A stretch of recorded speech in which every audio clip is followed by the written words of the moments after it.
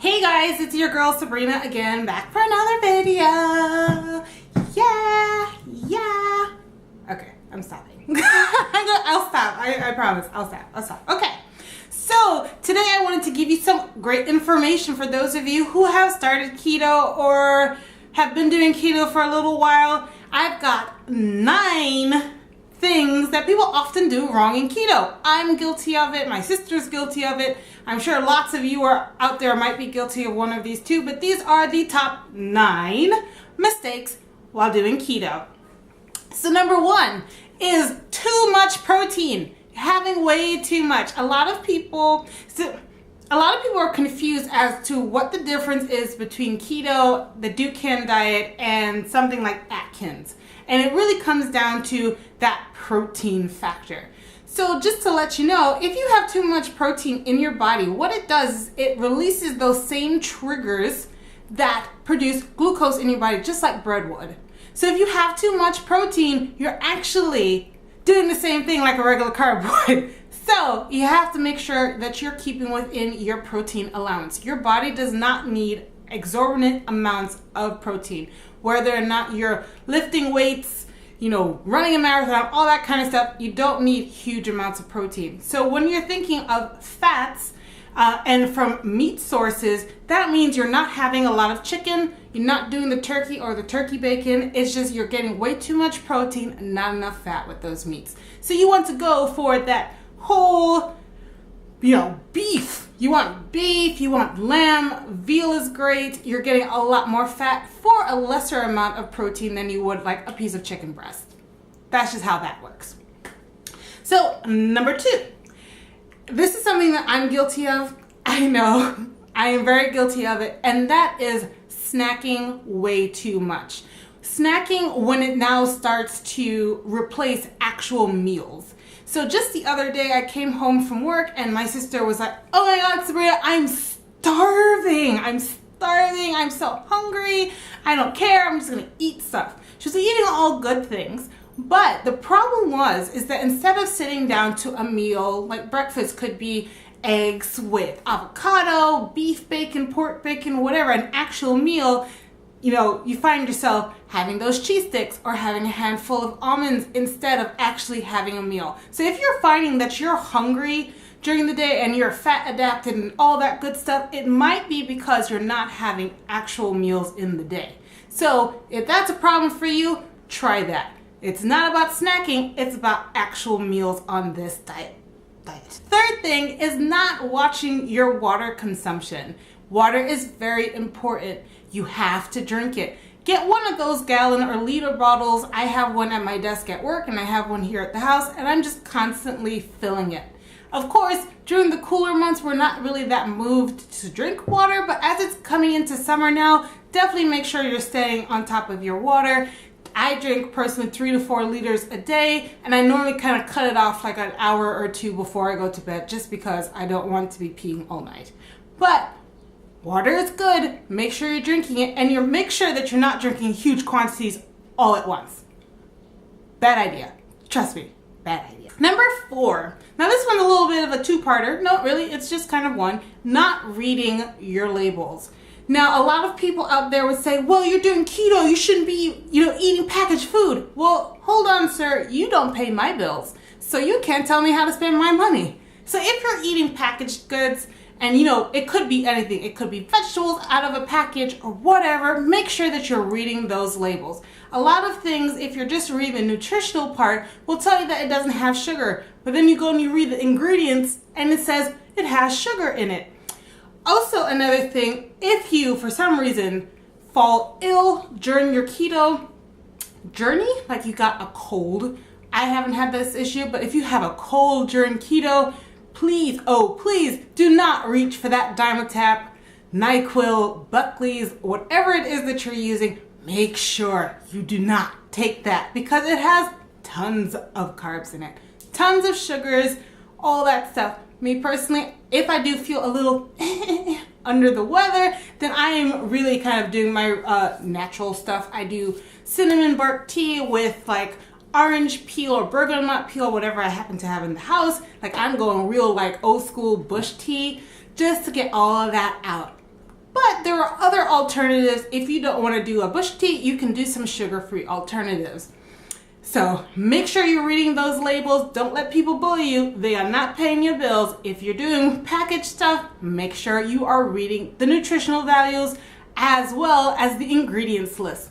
You're looking for anything that ends in a TOSE, that's normally a sugar, and there's some other names and other things that are actually carbs that might be in there. So inform yourself, know what you're eating. Number 5 is tracking your calories. Now, there is a debate out there as to whether or not on keto you actually have to track calories. But this is a mistake, especially for beginners. This is a big mistake that beginners do, is not tracking their calories, especially if you have a significant amount of weight to lose.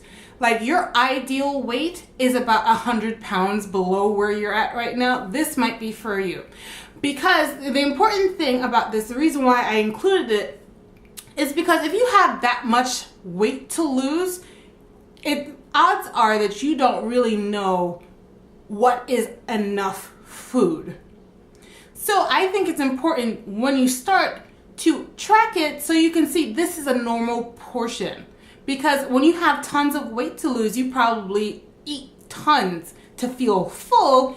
So we're gonna scale you back, and this is how you do it for yourself. You start tracking those calories so you can see what a normal portion looks like, and then after a month or two, you can kind of do away with the calorie tracking. I don't personally track my calories, but some people need it. So if you need it, you've got a significant amount of weight to lose, track your calories, at least in the beginning, so you can start making healthy habits as far as how much food you're consuming in one sitting. Okay? So that leads me into number 6.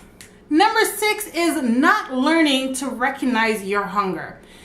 Again, this is something that I experienced also with my sister. I don't know, she was like born with a worm in her gut or something, like she's constantly hungry, normally. And so it's about learning, for me especially, for me also, I can't put it all on her completely, but I do find, especially when I don't have a lot to do, that I am preoccupied with the idea of food. Now, I've learned through a lot of struggle to kind of, okay, I'm hungry. The trigger goes off in my mind, I'm hungry. Okay, the first thing I do is reach for some water. Definitely reach for some water. It could be that you're recognizing thirst as hunger. So the first thing you do if you're feeling hungry is have some water. Second thing is, if the water doesn't help you at all, is to say, am I hungry? Really? Or am I feeling as though I should be eating? That happens to me a lot when I'm watching TV or watching videos on the computer, and I feel like my hands should be doing something, my mouth should be doing something, so it's not really hunger. So it's really important that you kind of figure out what hunger feels like so that you know, so you run out of that kind of habit of overeating, overindulging. So that's my number 6, is not recognizing hunger. Number 7 is jumping into keto way too soon. Now, what I mean about that is that a lot of people, me included, is when I start researching a diet, I look at all the foods you can eat, and then I start looking at blogs to see what people are putting up as far as recipes. But for my beginners, people who are about to start your keto journey, maybe you're a couple of weeks in already, do not go forth and make all of this super complicated food. One reason not to do it is because a lot of them include ingredients that are a little expensive and you really won't use that much. That's the first thing. So, I'm always trying to help you save $1. Let's not do that. Second thing is, it'll work best the less you have to think about it. So keep it simple. This is something I try to do even 7 months into my keto journey. Keep it simple. Of course, occasionally I do the big fancy things. I do the muffins. Sometimes I do like barbecue chicken, all that kind of barbecue chicken thighs, and all of those things. So yeah, you can do it, but make it as thoughtless as possible. I keep my lunches super simple. It's protein and it's veg. That's it. I don't make it complicated. because it just becomes a burden to you if you make it too complicated, and you also end up spending a whole lot more money than you really need to. So number 8 is not supplementing your trace minerals. We talked about in a previous video, I didn't know that keto flu could be prevented, and also it's keeping those trace minerals going while you're doing your keto. It's your potassium, it's your magnesium, and it's your omega-3s. These are essential trace minerals in your body. They all serve a purpose for you, so you cannot skip them. Eat some leafy green veg, have your avocado if you're into it, drink your chicken broth, bone broth, whatever, have it because you need it. You're gonna feel palpitations all over your body, your muscles will get strained and sore, you won't be thinking right, you need it. Keep it going, and that's your mistake number 8. Last but not least, number 9 is not getting enough fiber. Now, I talked about it before, about those keto farts. You can avoid the consequences of a suspicious keto fart if you're getting enough fiber. And this is coming from your veggies. If you're not eating veggies, why the hell not? You need to eat them. Although they have carbs, they are important. And if you're still having issues with your bowels and you're eating your veggies, then definitely invest in some psyllium husk. It's a powder or Metamucil, just like Metamucil is. It's a spoon, put a spoonful in some water, stir it up, and drink it down. Make sure you're getting your fiber because you don't want to cause any sort of stones in your gallbladder or kidneys because you're not getting enough in your body to clean yourself out. And this will help you if you got constipation. You definitely don't want that, so get that fiber in. So those were my top 9 mistakes that we make doing keto. I'm guilty of it. Some of you are guilty of it. I've got some tips in there for beginners as well as been doing keto for a while. So that's my top 9. If you haven't, subscribe to this channel. Just click that button right there.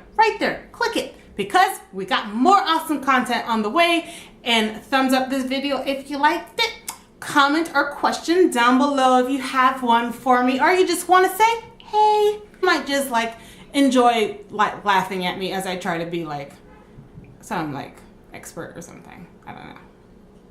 But yeah, watch my videos. Thank you for watching this video. I hope these top 9 keto mistakes help you out on your journey. And that's it for this week. Until next time, guys. Bye.